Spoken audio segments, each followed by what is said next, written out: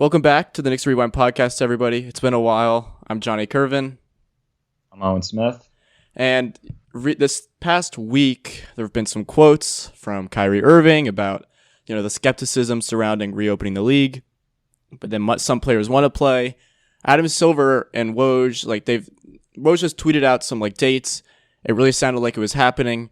Now I'm kind of on the edge. It still sounds like it's happening. I'm still confident that it's happening. But there are definitely some players out there who are anti restarting the league.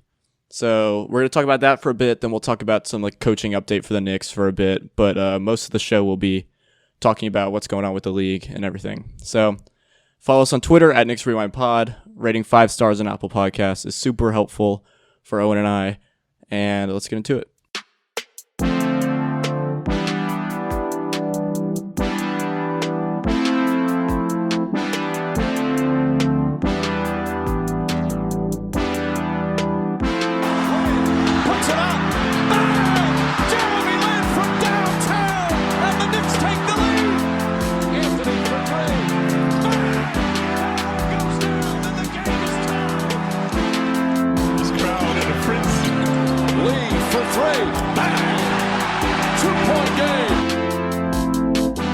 So Kyrie Irving the other day came out and he had some pretty notable quotes, which we'll read in a second.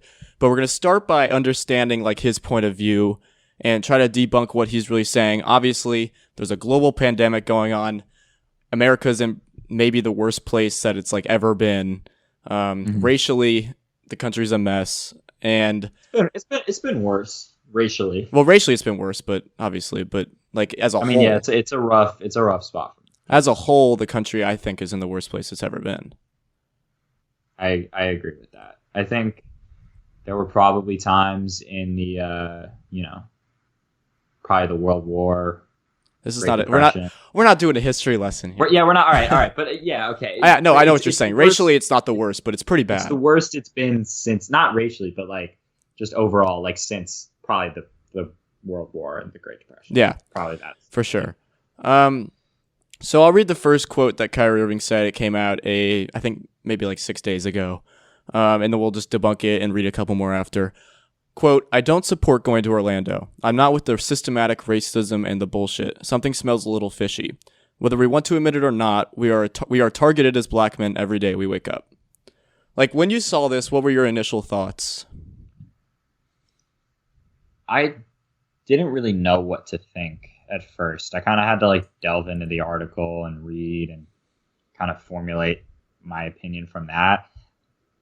I support what Kyrie's doing and what he's saying. I just don't kind of get how going into Orlando and not what that has to do specifically with I'm not with the systematic racism and the bullshit. I don't get how Orlando ties into that. I guess that's what I'm confused about. Initially, when he said fishy, I didn't totally know what he said or what he meant actually. But after listening to podcasts and reading more articles, I kind of put together that I think it's about the owners. Many of the owners haven't come up and said anything, and them going to Orlando will just make them more money. Well, technically, all the teams, or 29 teams, have released statements and kind of said Black Lives Matter. Right, but it has. I'm just saying 29. Right, but personally, from the owners, that's PR. That's true. Yeah, that's PR. Yeah, still, and 29 teams did what they're supposed to do, and one team didn't. Guess what team that was? Whose team that was? But overall, I think I get that. The thing about the owners, he's kind of saying that they just, because the majority of the league is made up of black men. Mm-hmm. And kind of going down and the owners using them to just make money, because that's why the league is starting up again. It's just to continue revenue. The NBA will lose so much money by not putting a season together. It's not for the fans. It's not for anything like that. It's about money. That's why they're starting up. That's the problem in baseball right now. I don't know if you're following that at all, but they can't get a season started because they don't want to pay the players their full salaries. Right. And that's the huge issue there. But it's all about money in the NBA, and because they're going to lose money in baseball. But I do get what he's saying there. But at the same time, I don't know. The world kind of needs basketball right now. Oh, I mean, as fans, as diehard NBA fans, like we're dying to watch basketball this summer. Have a summer with basketball is like the greatest thing ever. Even if It's there's also no fans, never happened. It's never happened Like before. I've never had like a summer when I can just like watch the playoffs. Like it's cool that we're just jumping right into the playoffs. Basically. I know, it's awesome. But obviously, there's so much else going on in the world. Like this basketball might not be, or probably isn't, these players' number one issue or whatever. So I mean, like you said, I understand what he said about like not going to Orlando. There's this next quote which is pretty long, but I'll read it because there's actually a lot to dissect. As an oppressed community, we are on 500 plus years of being systematically targeted, used for our intellectual property / talent, and also still being killed, by the very people that are supposed to protect and serve us. We have had enough. We are combating the issues that matter most. We will not accept the racial injustices that continue to be ignored in our communities, and we will not be kept in the dark when it comes to our health and well-being. And we will not ignore the financial motivations / expectations that have prevented us historically from making sound decisions. So I think there's a lot there, actually. There is a lot. When these quotes initially came out, it's interesting because Kyrie Irving said he's not playing like a while ago. I think he said that before everything happened. Because of injuries. He said something about the injury thing, and if he's allowed to go, and like will he have to sit in this weird little things, Yeah. So it didn't sound like he was playing anyway, but then he got this coalition together, and they started talking, and he has the support of other guys like notably you have Avery Bradley, Melo, Chris Paul, and Dwight Howard, and a few more. I think it was like a group of 50 players. I think I saw that, but don't quote me on that. That said, I felt like I saw like 30, 35. 35? Okay, that probably makes sense. That's my guess. Yeah, okay. And I understand, like I said, like I've been saying, like I understand what he's saying, but he wasn't playing anyway. Mm-hmm. So I was listening. I think. Yeah, go ahead. Yeah, go ahead. I think this is kind of what I like about what Kyrie's saying, and as personally, like as a basketball fan, if I don't like it, but I respect it because he's basically saying, look, we have power. And he's using that power. Like he's using his voice. He's using because the league is nothing without the players. Like the owners aren't going to run around, on the floor and shoot hoops or whatever. And Kyrie is saying that, look, as black men, the people there have power.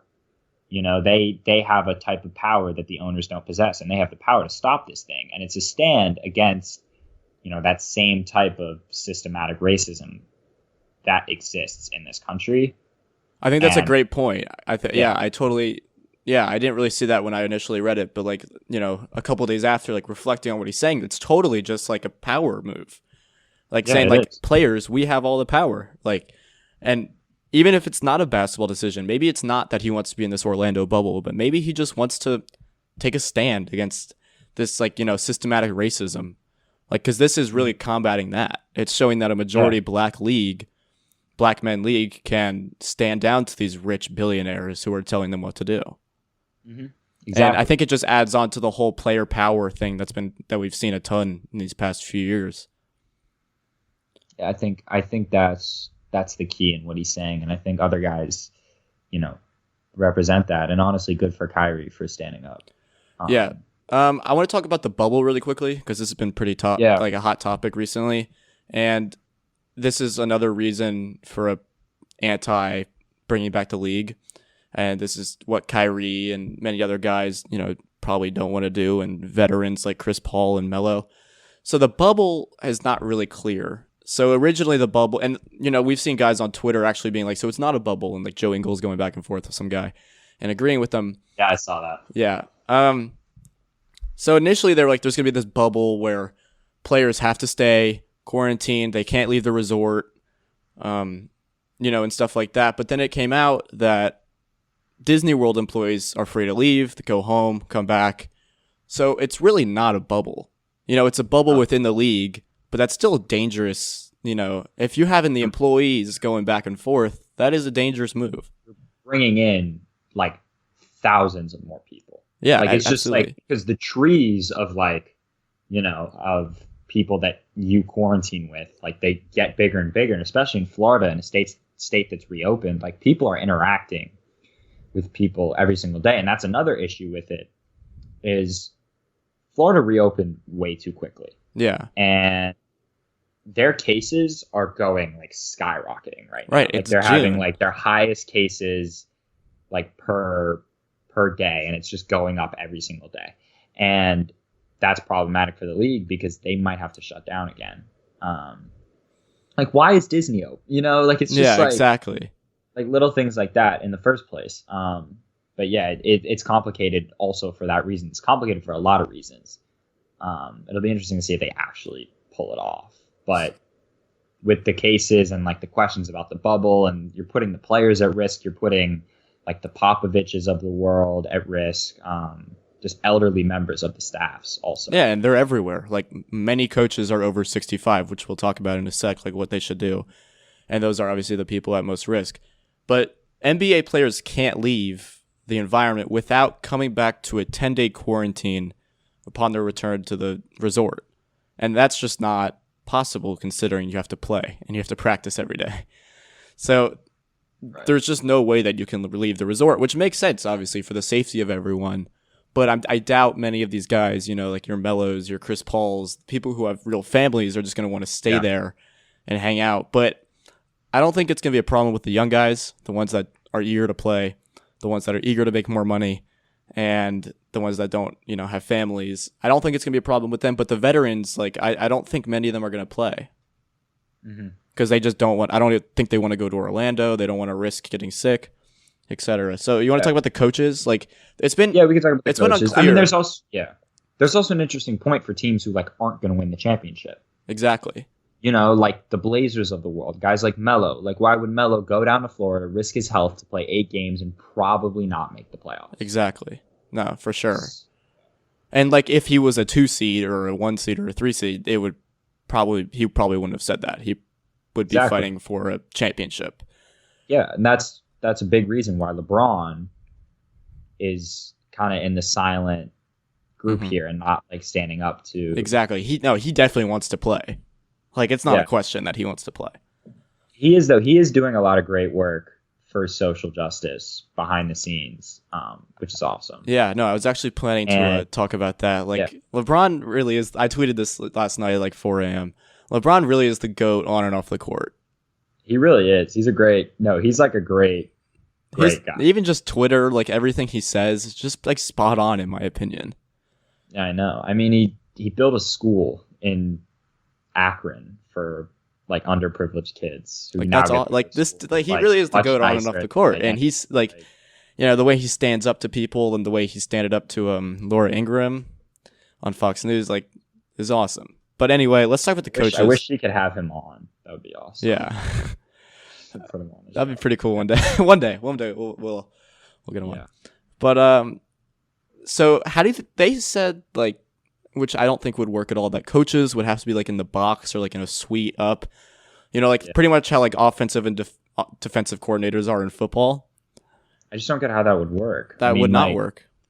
Why can't the coach be on the sideline with the players? Well, because you guys like Popovich, and your at-risk coaches who are over 65. I think like Alvin Gentry is 65. I think. Who are some of the other old coaches in the league that comes to mind other than Pop and Gentry? Hells, I have no idea. Whatever. I mean, it doesn't matter. Vogel, I mean, Clippers. I mean, I think Doc Rivers is decently. I don't even think he's that old. I have no idea. Yeah. But like, you have a lot of guys that are over 50. Exactly, and that's obviously like at least, puts them more at risk than these healthy, super athletes. And it needs to be like a really good testing plan, also. Yeah, I think they said that they're going to test every 2 or 3 days. Yeah. So that makes sense. That's a good plan. Obviously, testing every day I think is a little much because you're also taking tests away from, everyone else, which the NBA is pretty adamant in saying. If they can buy, because I see they're investing in a lot of like antibody studies, and like I saw the other day they invested in like a Yale study that's trying to make a test kit that kind of gives you like instant results. Based on like, it might be saliva or something like that, but basically like a more efficient test than like a nasal swab. Right, and that would obviously be crucial because they've been really adamant in saying they don't want to take tests away from the average person. Yeah. Which is good, which makes sense. But I think testing every 2 to 3 days makes sense, and I think that should work, and that should help not spread this thing in Orlando. Yeah, exactly.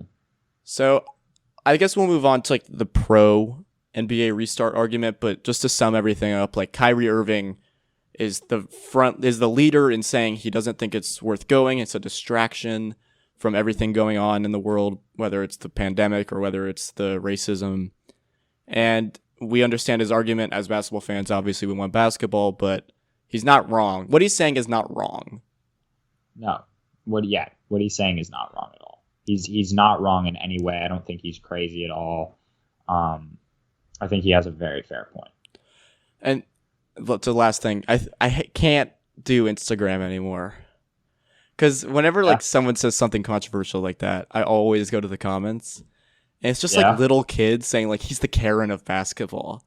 And like this, I just can't stand it anymore. Like Instagram is the worst. Like Twitter, I thought Twitter was bad. Instagram is worse. Instagram's worse, yeah, because Twitter Twitter replies can get ugly. They can get ugly, but at least it's not like little children usually. Every tweet kind of you make shows up on your feed. Every comment you make does not show up on your Instagram feed. Exactly. So in Instagram, you can kind of say whatever you want. Because nobody's like scrolling like who commented on what post and like, because you can do that on Instagram, but nobody's seeing that. But Twitter, like you just go to tweets and replies, you can see like every reply. Exactly. The only place that I can go to these days to like not have cancerous replies is Reddit, and some of those are still pretty bad. But anyway, let's talk. Also rough. Yeah. Pro NBA restart. Many players, like notably LeBron, have been pro returning to play in Orlando. I'm sure that many of the top seeds want to play, which makes sense. We understand that. And I feel like a lot of guys are pro returning to Orlando because, you look at the list of the players. It's like Avery Bradley, Melo, Chris Paul, Dwight Howard. It's a lot of like elderly guys. It's also a lot of guys who make a lot of money. Like Avery Bradley had a big contract, and obviously guys like Melo and CP, they make a lot of money, and 95% of the NBA doesn't make that kind of money. I mean, Chris Paul's making like $40 million a year. I mean, because Dwight Howard, they've made money. Like Melo's made money. Melo's got his big deal. He's worth over $100 million, maybe $200 million. I don't even know. So does Dwight Howard. So I think that's an interesting point also. Like these guys are set. Mm-hmm. They don't need the contracts. Totally. And there's this other interesting thing that I saw, which makes a ton of sense. If you think that, you would make more impact in the world racially, being out in the protests, being there, that's totally fine. Like, I totally understand that. However, I think, and a lot of other people think, that, because the media has an agenda and this will die down, it's already started to die down, Orlando will give all these players platforms to, talk about these racial injustices. Yeah. Like, it's just, they will be on national TV and they will have the world watching. Like, people who don't care about basketball will be watching because they're so desperate. Yeah, I agree. And I think that is more beneficial to the world to talk on, whether it's ESPN, ABC, TNT, about that stuff than it is to be there. I think being there is important, but maybe you'll see a Twitter video of an NBA player being there. It'll have like 10K likes and then... Yeah. But you'll have millions of people watching on national TV. So that'll give them a big platform. What do you think? What are other reasons, pro NBA are restarting? I think the big platform is part of it. I don't know if it's the biggest part. I think these guys have voices that are big, but the microscope is on them if they play in Orlando in a way that it wouldn't be before. Other reasons to pro restart, money. That's why. Yeah, exactly. Go back. I mean, that's why guys want to go back. That's why the owners push to go back, because it's profitable for the NBA. I don't even know if it's profitable necessarily. Like, they're going to lose money regardless, but it's much more well off. Like, they're much better off financially with the league coming back than they are without it. Just to lose the playoffs, lose all those TV ratings, because the NBA is a league that lives online and lives on TV, and like that's where they make all their NBA money. Games. That's where they make their money, because you fill up 20,000 seats basically per 82 games, which isn't a crazy amount. I mean, look at baseball. Like, all of baseball's money is people going to the games, right? Because it's 162 games and they have stadiums that are like 50,000 capacity. Mm-hmm. Like the NFL is going to come back just fine because all their money comes from TV. Mm-hmm. So the NBA, I'd say that's the biggest reason, and they're going to pay the players all their money that they were supposed to get.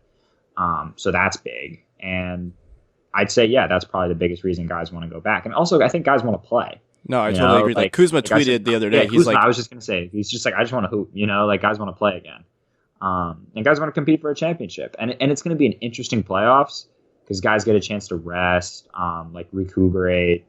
And you're going to definitely see some teams that are really good go into Orlando limp and tired and bored and like not have their full energy. And you're going to see some teams like some upsets in the first round, things like that. Like look at Philly to go a long way. I think there's a big chance this will be the most interesting playoffs we've seen in a long time. I think there are going to be a lot of upsets. Yeah, for sure. And do you think the champion will have an asterisk next to their name? Yeah, of course. I think, like, obviously they will, just because where the season was played. I think it's a much different scenario than, like, the 99 Spurs or the 2012 Heat. Just because you put guys in, like, a totally different setting. You totally throw out home court and all that stuff. Even though home court in the NBA is, like, not a crazy big thing. It's, like, 3 home games, 3 away games, whatever. But you throw out all that stuff. I think there should be an asterisk next to their name, but they still won the championship. Like they still were the best basketball. They'll still team. get a banner and a ring, obviously. And they should. Yeah. Totally should. Yeah. I want to talk about Adam Silver real quick. Just like acknowledge that he's the best commissioner in sports, at least American sports. Yeah, Goodell's not great, but he does not look the worst. The worst guy right now is the baseball guy. What's his name? Rob Manfred. Right. I saw like a baseball player tweeted like man in I saw that I don't know which baseball player, but he tweeted like at Adam Silver like you up ? Yeah. I thought that was pretty funny. Jason Kipnis, Yeah. But what he's doing by like giving players a choice whether they want to play or not, he said you don't have to play, but you just won't get paid. Which is fine. And I think that's great. Like it is your job to play. Oh, he's not. But there will be no repercussions. You won't get punished. You don't have to play, and I think that's great that guys have this option. It makes sense that they're not getting paid because, I've never had a full-time job. I'm still a student, but if I went to my summer job last year, which was a camp counselor, and I went to the director of the camp, and I was like, I don't want to play. I don't want to be a counselor. There's a lot of things going on in the world. I want to be there. I would probably get shut down. Yeah, he's not going to like pay you to go. Yeah. You just quit. Right. And I just quit and do it and I don't get paid. And I think the option like taking a leave of absence. And I probably won't get that job again. Right? Yeah. But with these guys, there'll be no repercussions. They'll come back next year totally fine, no suspensions, and they'll get paid their full value. Yeah. So I think that's great that he's doing that. I think he deserves a ton of credit. But yeah, I mean, what else? Obviously, as NBA fans, we're dying for the season to restart. I think it's hard for a lot of people to see Kyrie's perspective because of how desperate, fans are to watch the game. Yeah. So, it's such a tough situation because it could really go both ways. Like these playoffs could be like a disaster. What if like one team gets corona? Yeah, exactly. And it's a disaster, and I think you're going to be pretty successful in guys not getting corona. I bet they'll be incredibly safe with like how they interact with, employees and stuff. But what does the league look like if? Right, it already got shut down once. Like the league looks, although they're having these conversations about restarting. If this happens again, where the league gets shut down, it makes the league look really bad. It does make the league look really bad. I think it would be very surprising, like if something like a wrinkle to look at is like, what if you're in the middle of a playoff series and LeBron gets corona, gives it to AD, who gives it to like whatever, the whole Lakers team. Like, what do? Do you just like postpone the series a week, let the guys get healthy? Because for some people, I think for a lot of these guys, you're dealing with like the best athletes in the world who probably have great immune systems and will probably flush the virus out like super quickly. But it's still like a weak thing. Yeah, You no, you know, can't go back out without it's being like a really bad flu. right. You can't go back Even out if without being you're- tested yeah, negative, right? yeah, Here, yeah. I've got a scenario for you. It's game 7, Lakers Bucks, whatever. Say Lakers Bucks, game 7. Lakers Sixers. All right, for your sake, Lakers Sixers, even though that's not happening. The league finds out, and only the league finds out, and none of the players know. LeBron is asymptomatic, but he has the virus. Do they keep that Do they keep that low, and do they play game 7? Yes, they play. Even if he's asymptomatic and he can give it to Yeah. everyone on the court. Because I mean, for the league, if that gets out, that is like literally the definition of terrible PR. Yeah, but you laughed it off. Like, I don't think it's crazy like that. It's not a crazy thing. It's not a crazy thing. Find out they get a test, and he's asymptomatic. What if they have? I mean, they might have to postpone it maybe 2 weeks. Yeah, but that's probably if that happened, that's what they would do. But do you think they would just?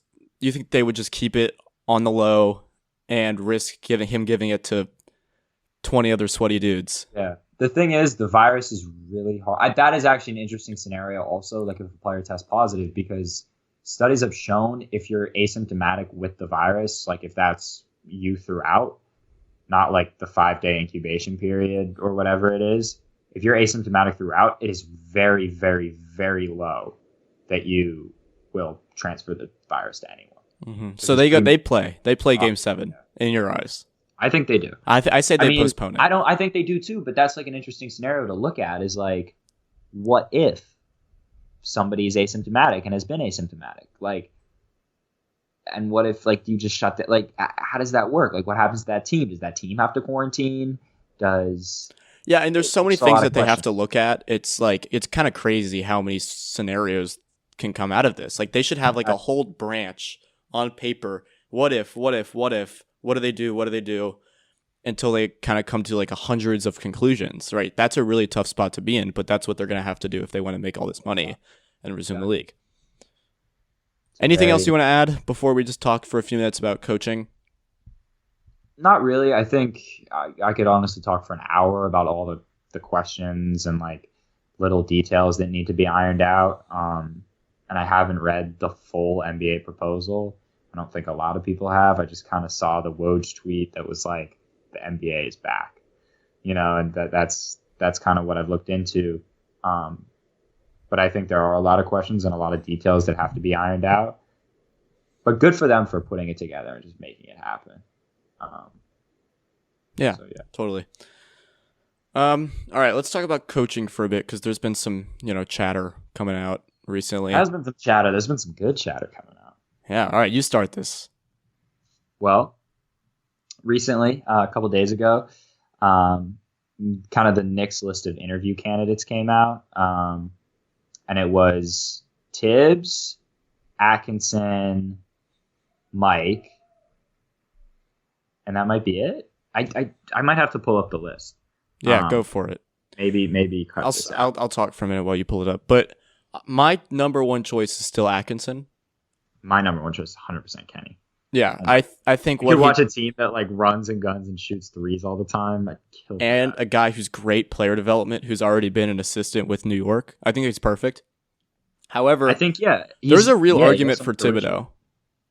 There is a real argument for Thibodeau. I'm kind of warming up to it a tad too. I have been warming up. There's a lot I don't like about Thibodeau, but yeah, like it could be really fun to have a defensive, gritty coach in New York City.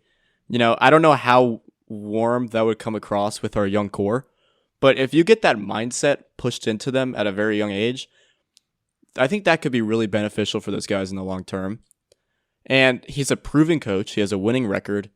What he did with Chicago was great, although he did have, an MVP for a while, and he did have Jimmy Butler, and he did have our boy Joakim Noah. But he's a solidified coaching vet. Yeah, I agree. One thing to add, another guy that I forgot to list was Woodson. Oh, Woodson. Let's talk about Woodson for a sec. That's any chance? I want him. Bring him back. He's not going to get the job, but Did you listen to the Raymond Felton interview on Knicks Fan TV? He said that Raymond Felton said that he knew exactly how to interact with the players while also showing that he was boss. So Right. it's kind of like probably what Fizdale was going after, but he just warmed up to the players too much, I think. I think Woodson, he had the best Knicks team of this decade. He did. So and he actually was really, really. He's got like totally unfairly blackballed by the league. no, 100%. And I think Melo treated him unfairly, or I don't know if Melo treated him unfairly, but the circumstance treated him unfairly. I mean, the Knicks had one really, really bad year, and that was a really disastrous year for a lot of reasons. A lot of injuries, obviously, like JR just being JR, and that team was aging anyway. But the year before, I mean, 54 wins. Remember, he came in, was the interim coach, led that team to the playoffs the year before. He actually made the playoffs a bunch with Atlanta. Mm-hmm. No, I think he's a dark horse for the job, and I think he totally deserves an interview and it totally deserves a shot. And I think it'd be a hell of a lot of fun to have him come back. Like, he was a fun coach to watch on that sidelines. Like he kind of always like. He was like a happy guy. Like, I loved when Novak would hit a three and the man would just smile. And it's just kind of cool to see, man. But I think Woodson is the biggest, what if or like biggest dark horse candidate. And it could go either way with him. I think he could either be great or be kind of a disaster.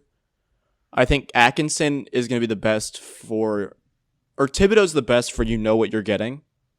Right. And Atkinson is the best for development and long term, which is kind of what the Knicks have been saying they want for so long. I think Atkinson is what is the best for what we have right now. I agree. I think he is the perfect example of what we need right now with our group of guys. I'm just worried Thibodeau will run all our guys into the ground. I think that's playing 40 minutes a night. He's quoted as saying, like, I judge minutes based on like the age of my players. So, like, these guys are all in their low 20s. Really, really young team. So, like, Barrett's going to be playing, like, 40, 45 minutes a night. And he did that a lot this year. And, like, I hated that. I don't know how beneficial that is, really, to development. I think, it's just not beneficial. To, like, sometimes guys need to sit back and watch before, like be throwing them out coached into the on fire. the sidelines. Like, look what happened with Kevin Knox. Like, you literally, like, played him, like, 35 minutes a night his rookie year. We're just like, take any shot you want. And he sucked. And his confidence was just shot. Exactly. And then he comes back the next year not playing as many minutes, and he's even worse. Exactly. So I think Atkinson is the best guy going forward. We've been saying we're going to take it slow. We're going to build through the young guys.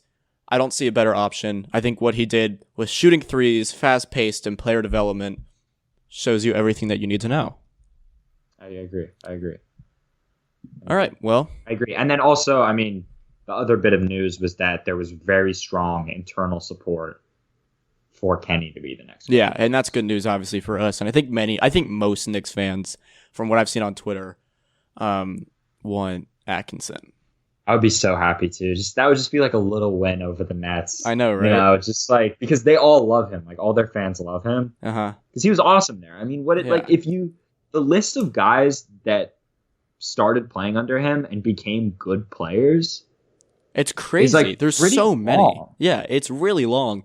And Nets fans loved him because of the development of guys like LeVert. Below 15, and like Dinwiddie reinvigorated his career, and Jared Allen. Dinwiddie was like an absolute nobody, just like a random guard that goes to Brooklyn and becomes like a most improved player of the year candidate and like a sixth man of the year candidate and like all these things. Like, the players he developed, that's why KD and Kyrie are in Brooklyn. And then he re-signed for a very good deal for the Nets because of the Nets culture and because he wanted to stay there and wanted to play for Kenny Atkinson. Like, that man makes, 3 years, $24 million, I think? Yeah. Like, that's a really good deal for the, for $8 million a year. Like, that's crazy for a guy who's putting up his numbers. I know. But, I also think one thing to note is, like, I don't think he's a bad tactical coach by any means either. I think his philosophy is, common with the modern NBA. Runs a lot of pick and rolls. And just, as you said, like, he rejuvenated a ton of guys. And that's what we need right now. You and I both we can, yeah. You and I both have a ton of friends who are Nets fans. they really like him. The one thing that they don't like are his rotations. They say his rotations are bad, and they really pissed him off. That was really the one thing that pissed him off. So I don't know what he'll do with a completely different roster and how he'll do that, but that's just one thing to note, I guess. I think rotations are frustrating, but at the same time, like, he made decisions in Brooklyn, like, that I really liked in terms of rotations. I think, like, starting Allen all year over Jordan. Like, we know as watching Jordan in New York, like, he's so washed. Like, just literally just the laziest player I've, like, ever seen. Just stands in the paint and just, like, walks around and just, like, tries to swat shots and, like, picks up fouls. Like, right. He's literally a poor man's Mitchell Robinson at this point. Yeah. And, like, I bet Atkinson comes in, Mitch is starting right away. And you give these guys more freedom to do their thing, and you put Mitch in a ton of pick and roll situations, he's going to flourish. Because Mitch was, like, one of the best. I mean, he had a great year in terms of, like, field goal percentage, etc. He was one of the best roll men in the NBA this year. I think in terms of efficiency and dunking the, and just, like, I think it's also, I don't think we can't have these, like, great expectations yet for him because of roster construction. Like, we need, Leon Rose and Perry to do their jobs first and fix the spacing and fix the roster and, get rid of Julius Randle if that's what it takes. I mean, I saw the other day also that, like, we're trying to find a shooting big. I was like, that's awesome. Mm-hmm. I was like, shooting. I was like, yeah, it's also Porzingis. Nice. Like, nice. Oh, yeah. I didn't. That wasn't the first thing that came to mind, but, like, I just thought of that. Yeah, like a guy like Christian Wood, like, he's got a good shot. He's a big, a guy like Kristaps Porzingis. Yeah, it'd be really cool if we had, like, he would fit perfectly. We still had him, like a 7-3 guy who shoots like 8 threes a game at like 36-37%. Like, dude, bring him in. Like, how cool would that be? Like, let's do it. Just like 20 a game. I mean, injury prone, whatever, but, like, yeah, we traded him for the worst player in the NBA. 2 late first round picks in cap space that got us Wayne Ellington. Randall? Come on, baby, let's go. And Wellington? Wellington? You said Wellington. Wayne Ellington, man. All right, let's wrap it up. It's been longer than our usual episode, but I think we had a lot to talk about, and we could obviously talk about this stuff for hours, so we're hoping to do another one of these soon. I reached out to Sam Vecini of The Athletic today. He's the draft expert over there. And he agreed to come on the show for a bit, so that's super exciting. We're gonna try to have him on. We're gonna try to have him on this weekend or early next week. So we're gonna talk a lot of draft stuff from an expert and not to now seniors in high school. So let's do it. Anyway, thanks guys for listening. We appreciate it, and we will see you guys with Sam next time.